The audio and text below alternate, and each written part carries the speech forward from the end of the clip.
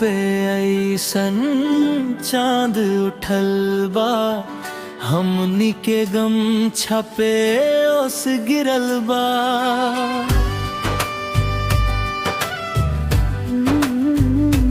तोहरे नाव लिखल बानी माटी में, दिलवा रही रही कसम हवे राती में। तोहरे नैना में गाँव बसल बा, तोहरे बोली में सावन रसबा। तोहरे छाल से जान पिघले लाए जान, उससे बढ़ के कुछ नहीं खेला गेला।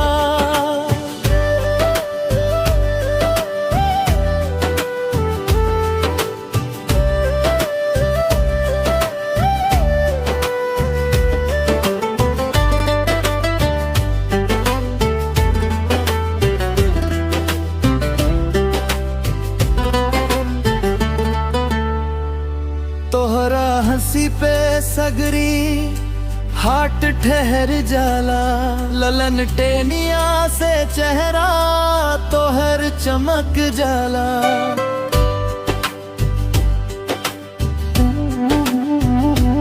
जिंदा के फुलवा तू कान में सजा, हम तकदीर अपना गमछा से पोछी लजनी हंसा।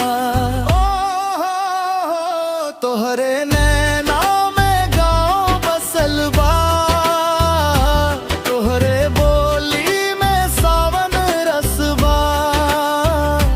तोहरे छाल से जान पिघले लाए जान, तो से बढ़ के कुछ नहीं खेला गेला।